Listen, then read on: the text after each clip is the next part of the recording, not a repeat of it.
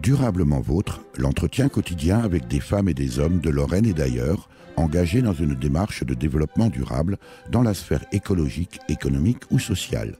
Lorsque parfois leur action se situe à l'intersection des trois sphères, elle ou il nous ouvre alors la voie d'un autre monde possible, vivant, viable et vivable. Durablement Vôtre, Éric Mutschler.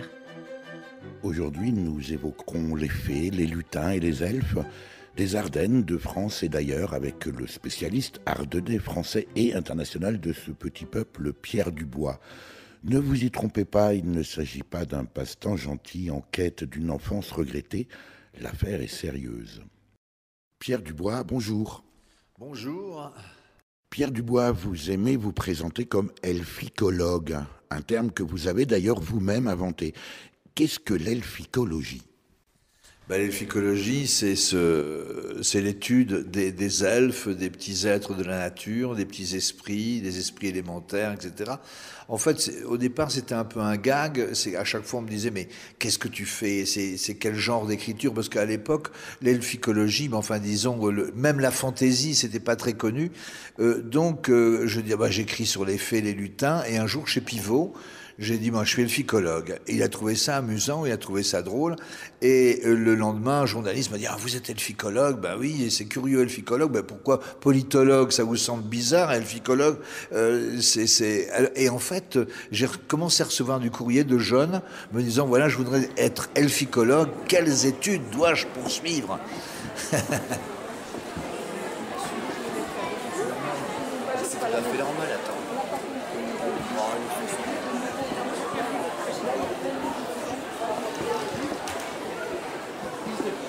Pierre Dubois, cette ambiance que l'on vient d'entendre, c'est celle du premier festival Pays Paysage qui se déroulait sur la colline de Sion en Meurthe-et-Moselle les 18 et 19 juin 2016, un festival dédié aux livres et à la biodiversité.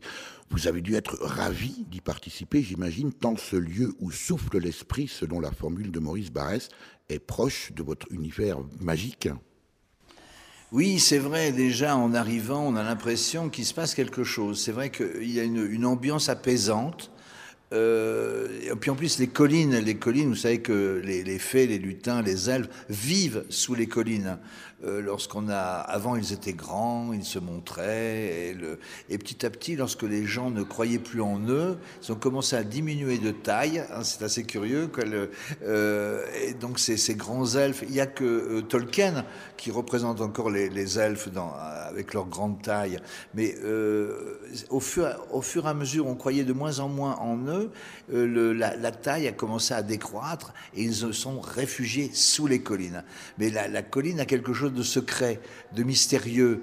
Et c'est d'ailleurs pour cette raison d'ailleurs qu'elles étaient souvent mystiques, que c'était le lieu de rencontre de toutes les philosophies, de toutes les religions, quoi. Et ici, c'en est la preuve. Pierre Dubois, vous êtes l'auteur d'innombrables ouvrages.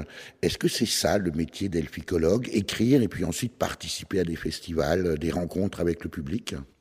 Oui, c'est ça qui est formidable, parce qu'on écrit notre alchimie, on est un petit peu comme des alchimistes avec notre athanor, hein, qui est le stylo et le papier, j'écris à la main, et on ne connaît pas nos lecteurs. Donc le fait qu'on se réunisse et qu'on découvre nos lecteurs qui viennent nous voir, c'est une manière à nouveau de pouvoir s'exprimer une seconde fois, comme un écho qu'on renvoie encore. Et là, ce qui est extraordinaire, c'est que on a les oreilles, mais aussi on a les réponses.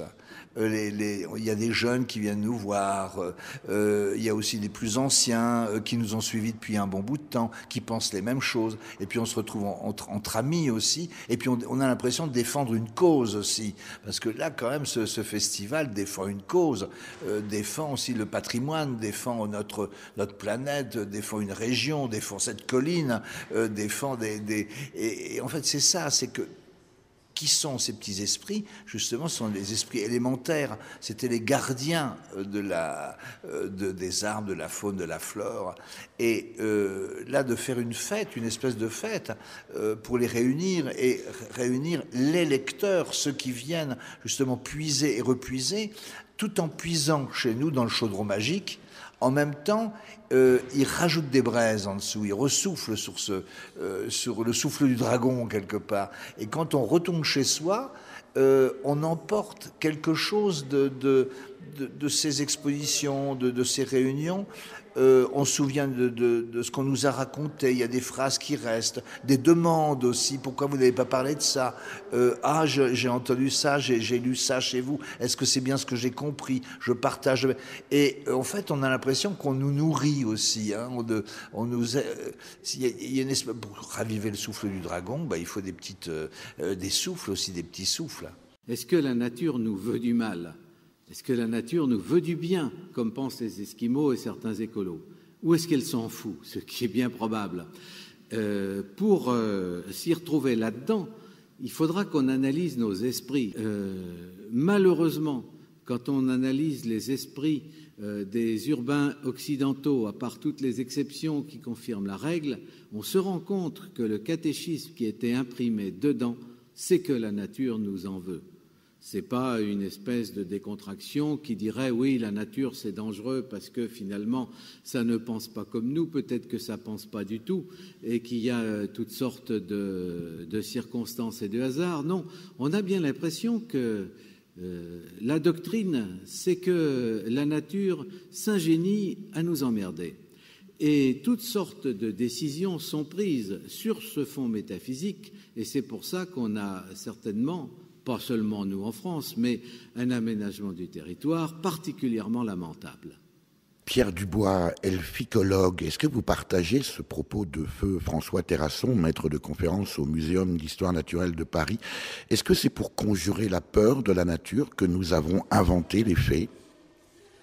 Oui, et aussi pour se rassurer, François Terrasson, c'est mon maître, hein, franchement, c'est un ami et je partage complètement sa vue de la nature. La nature est vivante et de quoi avaient peur nos ancêtres, en fait, même Astérix, c'est que le ciel leur tombe sur la tête.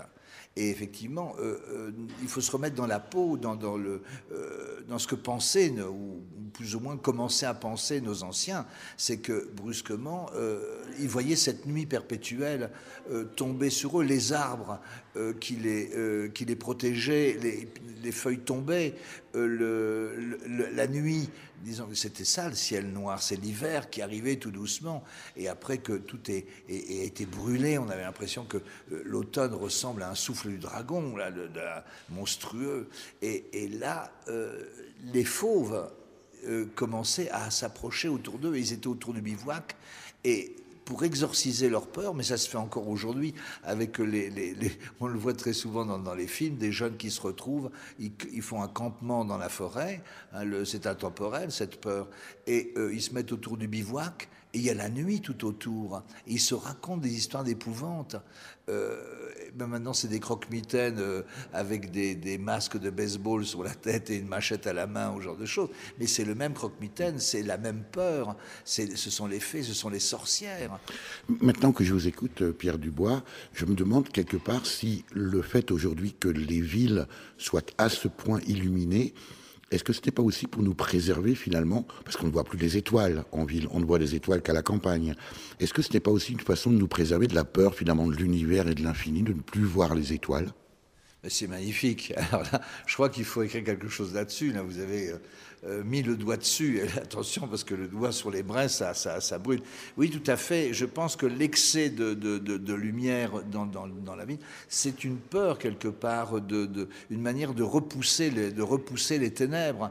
Mais les ténèbres sont déjà dans la ville aussi. C'est ça qui est très complexe. Donc, toutes ces inventions de petits êtres, de fées, de lutins, etc., il y a des bons lutins, il y a des mauvais lutins, il y a toute une mythologie. Disons qu'il y a la grande mythologie, c'est une manière d'expliquer la naissance de la nature. Et la petite mythologie, c'est justement disons la mythologie populaires, hein, c'est-à-dire de ceux qui vivaient vraiment dans le terroir et qui parlaient aux arbres, qui voulaient la protection de l'arbre, donc il fallait bien qu'il y ait une fée de l'arbre, il fallait bien aussi parler à l'eau, il faut parler à la pluie, au vent. Donc il y avait des intermédiaires, et c'est ça, ces petits dieux de tous les jours, mais ils sont toujours là. Les gremlins, par exemple, les gremlins, ont été inventés par les aviateurs qui s'envolaient. Il fallait bien qu'il y ait un petit dieu dans l'avion pour les protéger. Et encore aujourd'hui, les bogs, les blogs, les trucs comme ça, c'est pareil. Ils viennent aussi s'immiscer dans le système. Vous parlez des bugs, j'imagine. Oui, des bugs.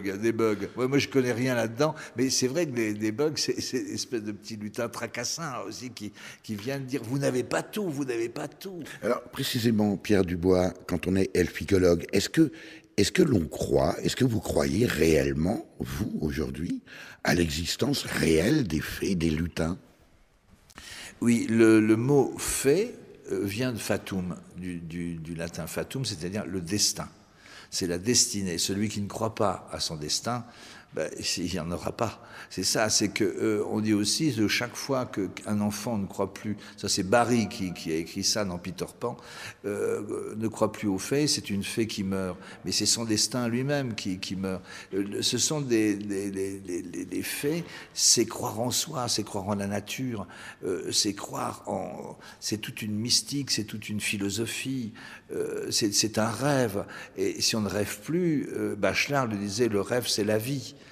Si un enfant ne croit plus aux faits, s'il remplace sa fée par un jeu vidéo, les effets spéciaux, c'est pas magique. Aujourd'hui, on a l'impression qu'on parle beaucoup de fantastique, mais ce fantastique-là me fait un peu peur parce que ce sont des effets spéciaux. Or, alors c'est joli parce que ça pourrait être une espèce de jeu de mots, des effets spéciaux. Oui, oui, des effets spéciaux, tout à fait.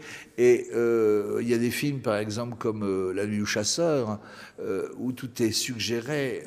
C'est comme les contes de fées, qu'on se racontait, que les conteurs, que les vieux passaient comme ça autour du feu.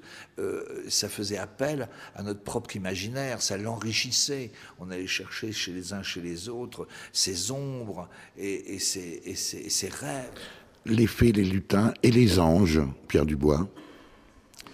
Ben, les anges, ce sont des elfes qui ont mal tourné, je pense. Ou qui ont trop bien tourné.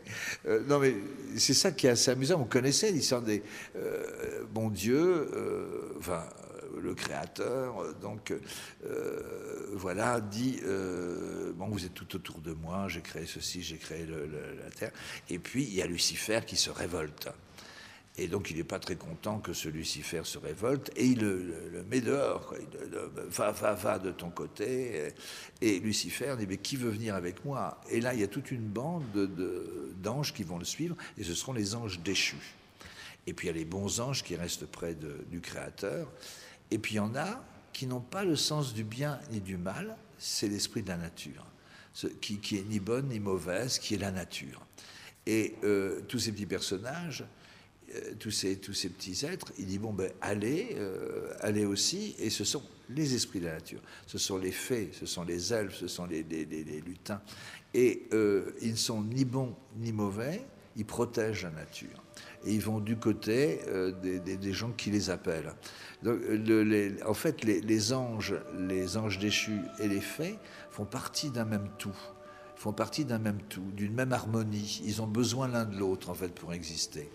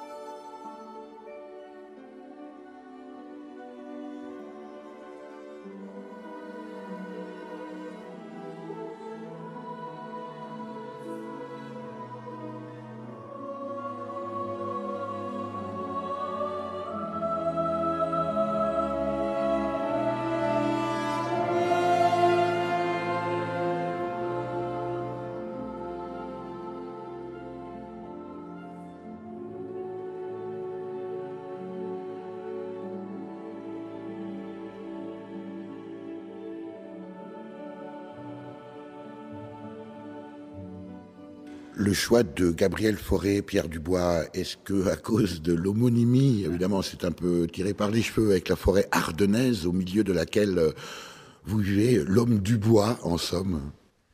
Oui, je pense déjà, c'est un nom prédestiné, Dubois et Gabriel Fauré. Mais Gabriel Fauré, justement, c'était un mécréant quelque part. Et pourtant, il prouvait donc, tout en étant mécréant, de rejoindre au sublime, de rejoindre au mystique, de rejoindre tout à une philosophie merveilleuse. Et le requiem, il n'y a pas plus mystique, il n'y a pas plus élévateur, il n'y a pas plus que ça. C'est vraiment, on a l'impression qu'il a tout compris. Quand on écoute Fauré, on est transcendé, on est rassuré, on a envie aussi de s'en aller tout doucement, se dire ce requiem, c'est une renaissance. Et c'est ça qui est formidable, c'est que dans les enterrements maintenant, on met souvent à l'église, on met souvent Fauré.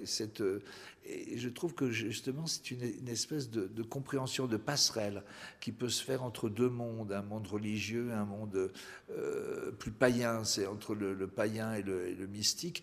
Et Gabriel Fauré justement en est le passeur. J'ai l'impression que c'en est le passeur. Et pour moi, c'est une forme de renaissance. C'est vraiment cette musique. Quand j'écris, par exemple, je me mets souvent du Gabriel Fauré. C'est une façon de m'extraire d'un monde un peu, on le connaît. Hein, donc, c'est comme une espèce vous savez, de cercle magique. Je le mets en boucle tout autour de moi et c'est comme des espèces de murs transparents, de murs de musique, mais qui me protègent et qui me permet c'est comme une espèce de tour de cristal, je sais pas. Je m'environne de cette forêt de forêt. Pierre Dubois, le monde d'aujourd'hui doit vous paraître bien triste, un peu sec, un peu j'allais dire démystifié, mais finalement dans ce monde rationnel, rationaliste, vous devez vous ennuyer comme un rat mort. Oui, je fais tout justement pour ne pas m'ennuyer. Disons que je fais partie du centre de l'imaginaire arthurien où là, c'est comme une île des enfants perdus de Peter Pan, où je peux jouer au capitaine Crochet, à Peter Pan, etc. Donc c'est le château de Compère dans la forêt de Brocéliande. On se réfugie quelque part, ou comme Robin des Bois, avec les gais compagnons, les joyeux compagnons qui essaient encore de tirer le mot. Mais c'est vrai que quand j'entends un homme politique interroger sur la transparence, oser dire, alors qu'il sait qu'on le regarde, mais qu'est-ce qu'il voudrait? Il voudrait peut-être qu'on soit des chevaliers. Et pourquoi pas des chevaliers blancs tant qu'on y est? Mais on voudrait qu'ils soient des chevaliers rouges, peut-être, des chevaliers verts, même des chevaliers noirs ou des chevaliers blancs, mais des chevaliers, pas des crapules. Donc c'est vrai que c'est décevant. Et je pense que les enfants ont besoin à nouveau de croire en des héros, en des Robins des Bois, en des personnes. Les enfants seulement? Non, nous aussi, justement, mais on leur donne pas, on leur tend pas la main. Nous, à mon époque, on avait des héros, on avait justement Ivanhoé qui défendait la veuve et l'orphelin. C'est des chevaliers, c'était Lancelot, c'était Gauvin. Si donc nos dirigeants ne veulent plus être des chevaliers, c'est dramatique. On a beau faire de l'instruction civique, c'est horrible de faire on devrait au contraire prendre des cours de féerie le matin, d'elphicologie, plutôt que l'instruction civique qui n'existe pas. C'est complètement abstrait. Mais alors, Pierre Dubois, qu'attendez-vous pour créer précisément la fameuse école d'elphicologie, l'école internationale d'elphicologie? Je ne sais pas ce que ça donne en acronyme, mais on trouverait bien quelque chose. Mais vous savez que c'est assez amusant parce que je reçois du courrier justement des jeunes qui me disent voilà, qu'est-ce que c'est que l'elphologie? On aimerait bien faire de l'elphicologie et tout. C'est une philosophie, pourquoi comme une autre? Mais c'est vrai, là, il faudrait. Mais vous savez qu'on est les seuls pratiquement en France à ne pas avoir de chaire de folklore, par exemple, ou de mythologie. Ou alors il faut vraiment maintenant, après avoir de grandes études, continuer en ce sens. Mais au départ, on devrait toute cette richesse des contes populaires, on devrait les apprendre à l'école. Les enfants ne connaissent pas. Maintenant, alors on dit ah c'est pas bien, ils sont dans le manga, etc. Mais ils font ce qu'ils peuvent. Si on leur offrait chaque matin un cours justement de ce qu'ils connaissent, c'est-à-dire de leur mythologie à eux, ils ne seraient pas obligés d'aller la chercher à droite à gauche de façon anarchique. Et c'est bien dommage, on les accuse de tous les maux. Mais non, on ne les aide pas. S'ils tournent mal, je suis désolé, mais qu'est-ce qu'on fait, les guides, les parents, les grands-parents. Mais maintenant, il n'y a plus de grands-parents, c'est le troisième âge, etc. Ils font du footing, ils passent rien, c'est plus des passeurs. Je n'avais jamais considéré le manga, et en tout cas vu le manga comme en fait le signe d'un déficit de l'imaginaire de nos enfants.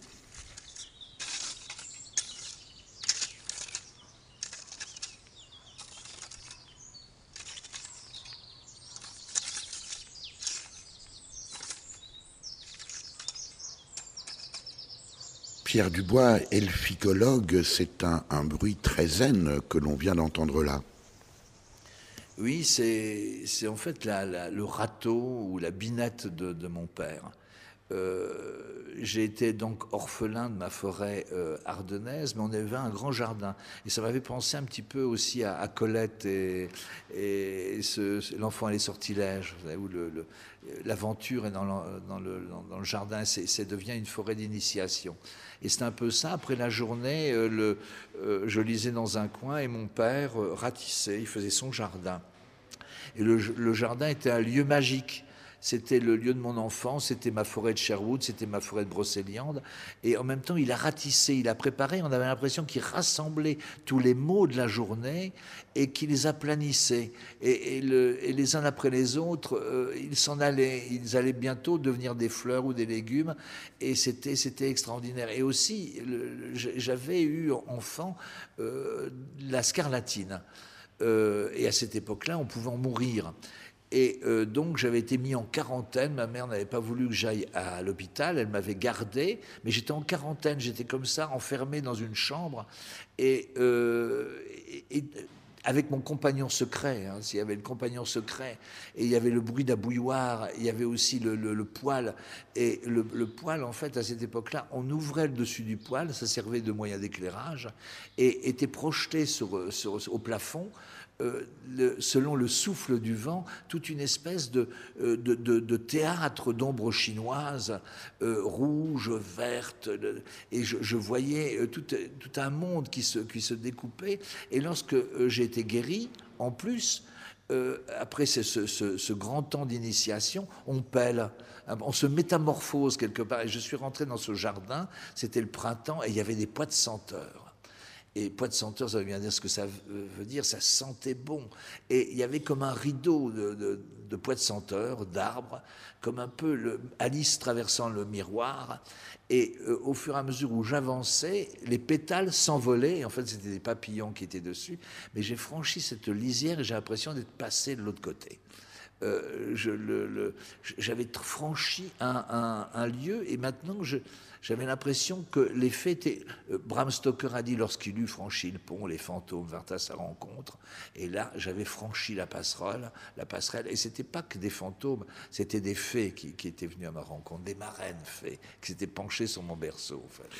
Pierre Dubois, j'imagine assez aisément les personnes qui nous écoutent, qui vous écoutent, et se demandent peut-être, mais qu'est-ce qu'un elficologue vient faire dans une émission et dans un entretien qui traite du développement durable ? Et le développement durable, c'est revenir à la sacralisation de la nature, quelque part. On meurt de fait que la nature se soit désacralisée, que en fait les arbres tout autour de nous étaient vivants.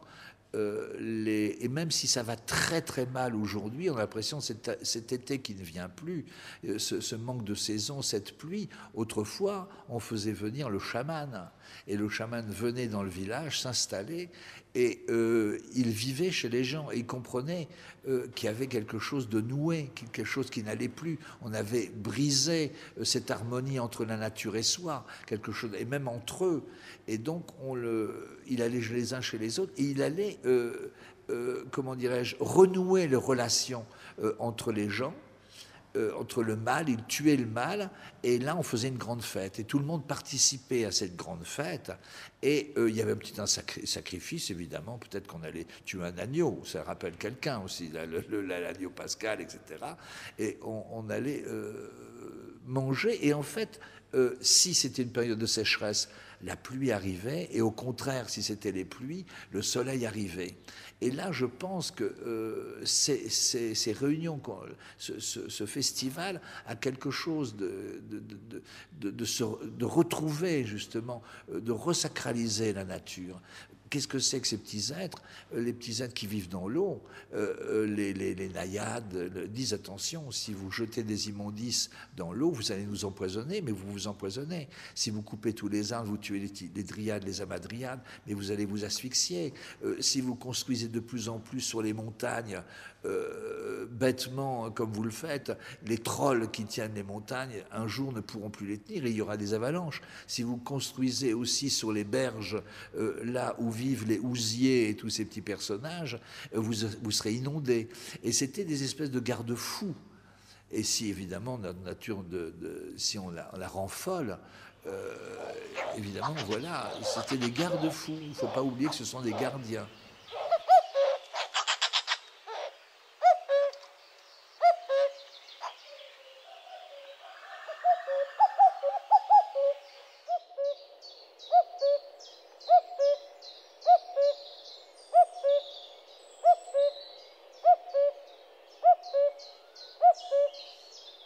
Éric Mutschler, Durablement Vôtre. Pierre Dubois, dans ce chant du coucou, tout est dit. Tout est dit. En 2 notes, tout est dit. On a l'impression qu'on attend ce chant du coucou. Et ce coucou ouvre la porte du printemps. Il ouvre la porte des beaux jours. Et c'est assez extraordinaire parce que c'est un vagabond aussi, il n'a pas de nid. Il passe. Il sert uniquement à ça, on a l'impression, c'est qu'il vient annoncer quelque chose. Il pousse en même temps que le coucou, la fleur de coucou. Et la fleur de coucou, c'est la fleur de la fée ou la fleur de la Vierge. C'est-à-dire que ce sont les éléments de l'hiver, la mère Gagache, qui est la sorcière de l'hiver, qui vient de son souffle fétide tuer toute la nature. Et de l'autre côté, il y a les elfes blancs, les fées, qui, elles, amènent la lumière. Hein. Et il y a un combat. Et voilà, ils gagnent, et les elfes de la lumière, les fées, vont lancer dans les cieux leur étendard, c'est-à-dire l'arc-en-ciel. Et la Vierge, ou la fée, hein, c'est la même après, voit ce spectacle magnifique, et elle a sur son devantier une petite clé, et cette clé tombe dans l'herbe, et comme ça a été inondé et qu'il y a le soleil dessus, cette petite clé va pousser, et ça donne une fleur qui est la primevère, hein, la première, donc la fleur de la clé, et à ce moment-là, le coucou chante. Et ça, c'est extraordinaire parce qu'il va chanter pendant tout le printemps. Et quand l'été arrive, il se tait. Et à partir du mois de juin, on ne l'entend plus. Il retourne dans la forêt comme si, justement, il était une espèce de veilleur qui vient annoncer, comme une annonciation, et puis il repart comme il était venu. Et c'est un moment magique. Et entendre le coucou, pour moi, c'est vraiment entendre une réponse de la nature, une réponse vivante de la nature. Pierre Dubois, quand on est comme vous, elficologue, j'imagine que on ne voit pas le monde comme le commun des mortels. J'imagine que tout événement, toute manifestation est interprété chez vous d'un point de vue symbolique, d'un point de vue magique, d'un point de vue elfique. Oui, c'est ça, c'est retrouver un regard, j'allais dire presque innocent, c'est-à-dire de se réenchanter la nature et se laisser réenchanter chaque jour. C'est pas facile, mais évidemment, pour se réenchanter, il faut éviter peut-être d'avoir des portables, de donner des portables aux enfants. Alors évidemment, on va dire, oui, mais c'est pratique si jamais il a pour la maman qui va le rechercher. Eh bien oui, mais c'est comme ça que ça commence. Hein.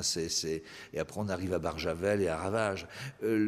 Aussi, on dit, mais les enfants ne connaissent plus le chant des oiseaux.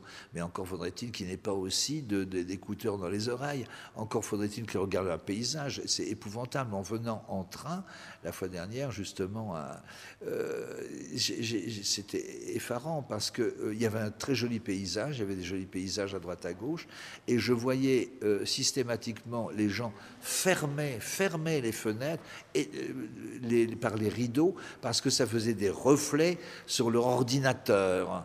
Donc comment voulez-vous que, en fait, la nature n'a pas changé, elle est toujours là. Le regard, on l'a toujours le même, on a deux yeux, on a une conscience, on a quelque chose en soi, encore faut-il regarder avec des yeux d'elphicologue, ou tout au moins d'enfants, ou tout au moins de vieux sages, comme Bachelard. Bachelard a écrit des pages merveilleuses là-dessus, comme retrouver ce réenchantement. Il faudrait que chaque jour, vous savez, par exemple, quand on fleurit sa maison, on a l'impression que la maison est plus gaie. Effectivement, on l'a égayée. Et c'est du donnant-donnant. Je te donne ça, tu me donnes ça. Par exemple, le langage des lutins, des nutons et des sautés, hein, les sauterelles, les sautés, qu'est-ce qu'il dit? Voilà, moi, je t'ai donné les épis de blé. Et qu'est-ce que tu en fais? Là, tu es en train de gâcher tes épis de blé. Attention, parce que je t'ai enrichi, épi par épi, mais gerbe par gerbe, je te ruinerai. Pierre Dubois, évidemment, votre bestiaire, j'allais dire, est immense, votre savoir d'elphicologue est immense. Une histoire, peut-être votre histoire préférée, ou votre elfe préférée, celle dont vous seriez vraiment un fan inconditionnel. Oh ben moi j'aime beaucoup enfin ce sont les faits. Ce sont les faits.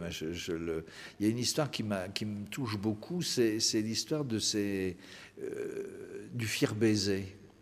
Le fier baiser, qu'est-ce que c'est? C'est Gauvin, on lui dit de partir dans la forêt, et la première femme qu'il rencontrera, il l'épousera. Il doit l'épouser. Et il va rencontrer la femme hideuse, la femme horrible, elle est affreuse, etc. Et le roi Arthur l'envoie pour cette mission, donc il ne peut pas ne pas accomplir cet exploit. Et il va amener cette femme hideuse au château, quoi, et il l'épouse. Et le soir, la nuit de noces, mais elle est vraiment hideuse, hein, elle est vraiment... la nuit arrivant, elle lui dit, voilà, il est minuit, allons nous retrouver dans la tour d'amour. Et il dit, bon, allez-y d'abord, je vous suis. Et il attend, évidemment, donc il va boire quelques cervoises, quand même un peu d'hydromel, quand je dis un peu, c'est une barrique. Et il ouvre de plus en plus, c'est à l'angoisse, il s'ouvre à l'angoisse, il dit, moi, c'est pas possible, elle est trop laide. Et malgré tout, il va grimper les escaliers et il dit, je suis Gauvin, voilà ma gloire, mon espérance et mon soutien, donc il faut vraiment qu'il y aille. Et il ouvre les rideaux du lit, et là, c'est Shakira qui est sur le lit, quoi, elle est magnifique.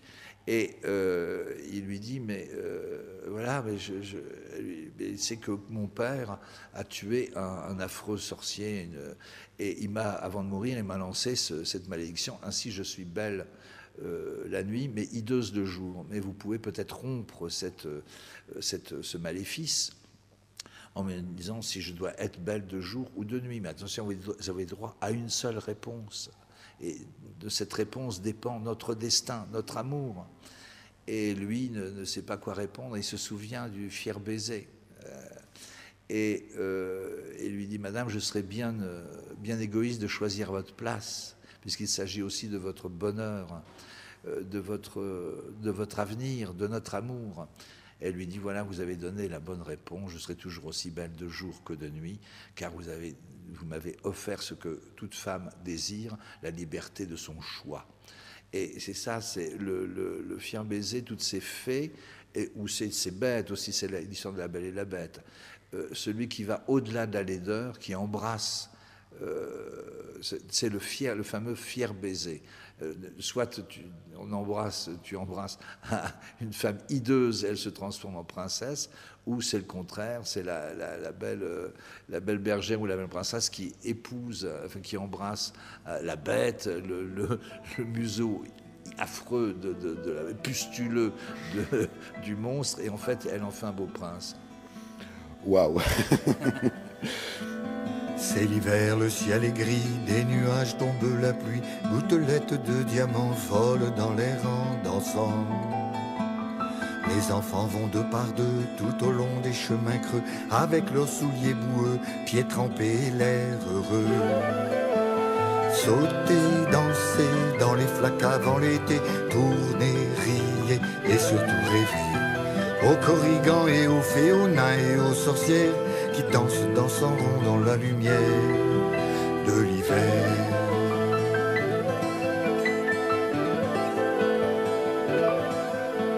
Chez nous l'hiver se consume toute l'année dans la brume, dans l'odeur de la fumée qui flotte dans l'air gelé. Le soir en fermant les yeux, j'écoute le vent furieux. En cette fin de l'année, je l'entends toujours chanter. Sauter, danser dans les flaques avant l'été, tourner, rier et surtout rêver. Aux corrigans et aux fées, aux nains et aux sorcières qui dansent dans son rond dans la lumière de l'hiver.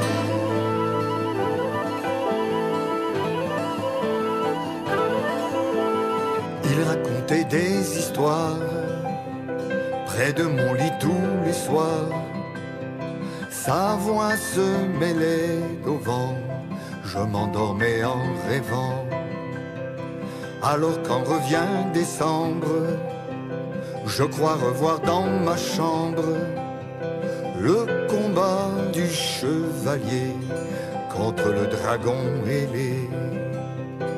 les châteaux et les princesses, les épées, les boucliers, et la reine aux longues tresses qui lui donna un baiser.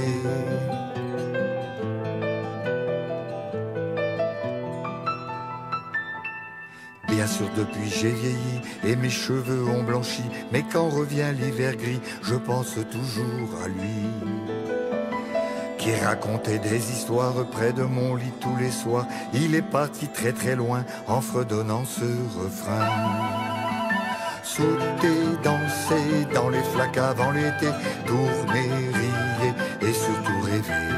Aux corrigans et aux fées, aux nains et aux sorcières qui dansent dans son rond dans la lumière de l'hiver, de l'hiver, de l'hiver.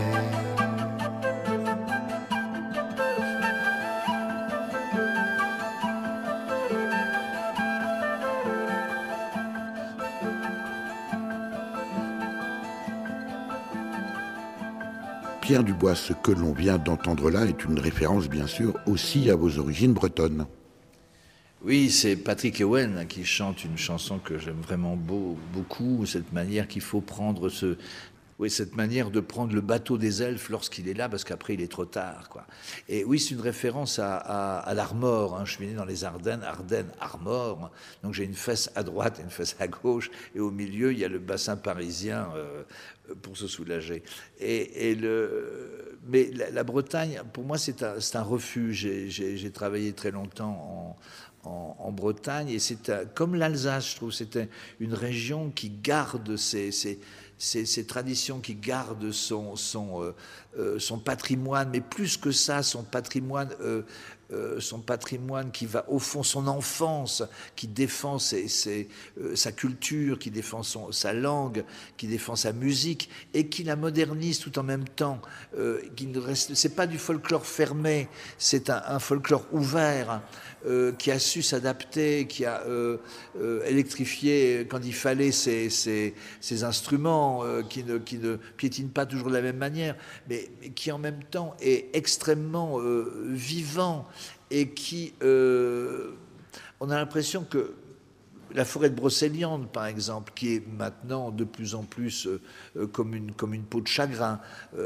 Elle est asphaltée. Là, le tombeau de Merlin, il y a le parking à côté. Avant, on avait l'impression qu'il fallait mériter le tombeau de Merlin. Il fallait le trouver, il fallait le chercher. Le miroir au fait, effectivement, maintenant, il y a les bus qui s'arrêtent.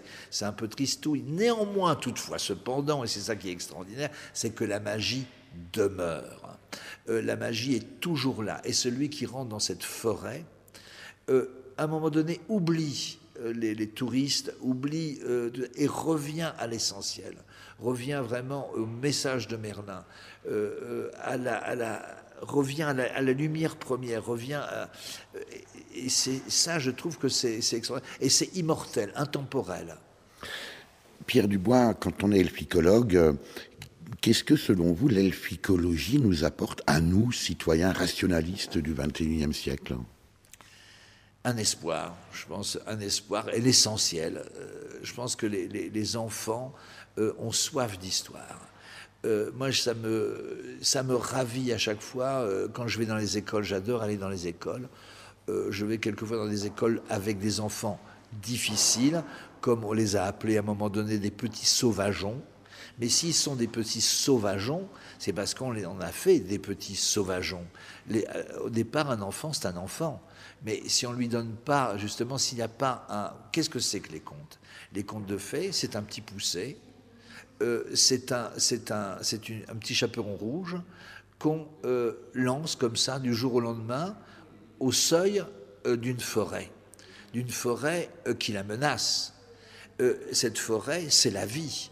C'est la ville, c'est notre société. Allez, débrouille-toi, avance. Et là, pour que ça se passe bien, pour qu'elle traverse, ou pour qu'il traverse toute la forêt et qu'il devienne un homme ou une femme, c'est-à-dire qu'il devienne un chevalier qui va pouvoir épouser la belle à nul autre pareil, ou celle qui va se révéler aussi la belle à nul autre pareil, eh bien, il y a toutes les embûches. Mais on ne lâche pas comme ça habituellement. Habituellement, il va rencontrer un chevalier. Elle va rencontrer une bonne fée, elle va rencontrer des gens qui vont l'initier, l'aider à traverser cette forêt pour combattre les ogres, pour combattre les dragons. Là, on a l'impression qu'on lâche les enfants comme ça. Et l'elficologie, c'est ça, c'est revenir au « il était une fois », revenir à l'enchantement, revenir à la sagesse de nos anciens. Nos anciens ont... vous vous rendez compte qu'autrefois, pour chaque animal, pour chaque fleur, pour chaque plante, il y avait 1, 2, 3, 4 histoires.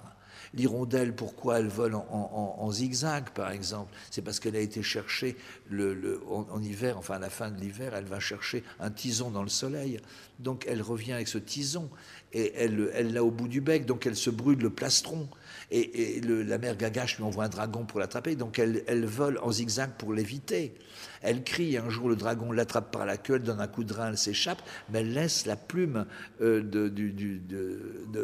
milieu enfin sa plume du milieu entre les incisives de la bête, et c'est pour ça que l'hirondelle a la queue fourchue. Vous voyez, alors si on raconte ça à l'enfant, il va avoir une image différente et plus émotionnelle de ce qui l'entoure, et il va respecter l'entourage. Plus structuré aussi finalement, parce que à vous entendre, Pierre Dubois, on sent bien que de par votre connaissance, tout ça est parfaitement cohérent finalement. Tout est cohérent, c'est comme une espèce de patchwork qu'on a.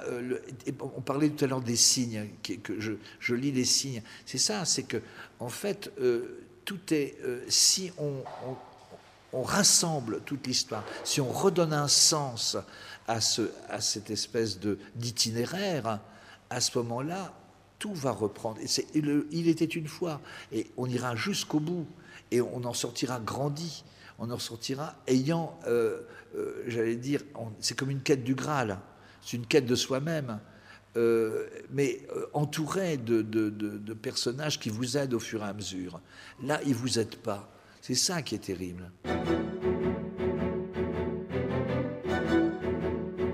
Durablement vôtre, Éric Mutschler.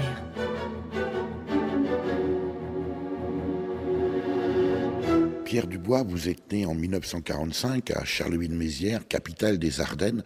Si vous étiez né ailleurs qu'à proximité de la forêt de Nostradamus, quelque part dans les Alpes par exemple, auriez-vous eu la même passion pour les elfes ?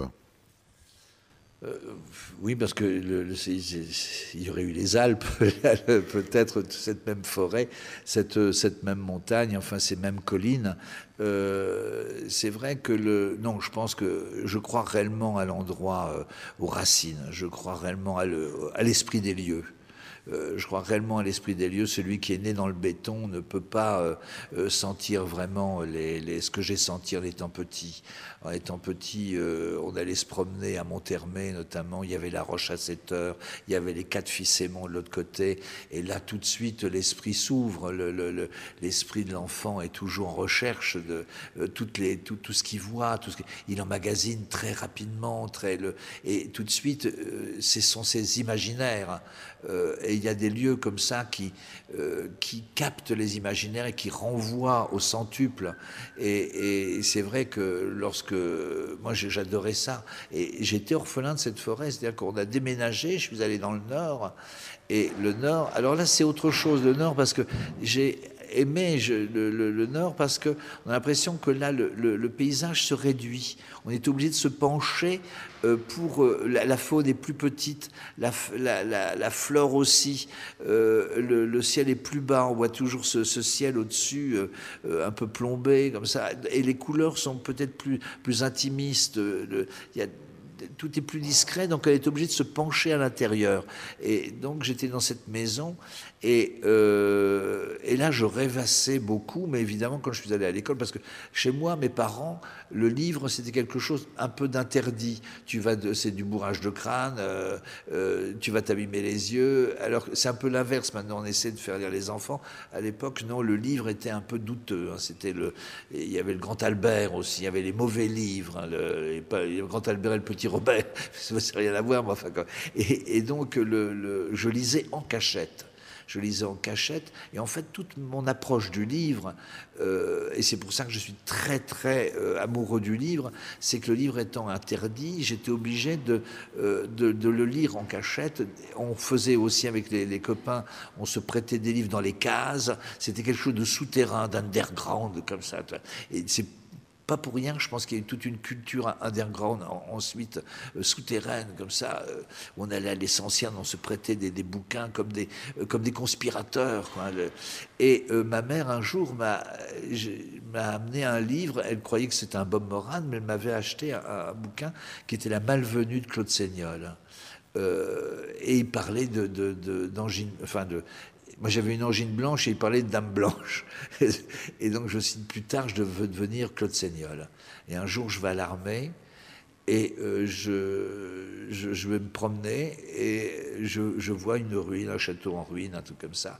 Et il y a un gars qui me dit, tu reviens du domaine de la dame blanche.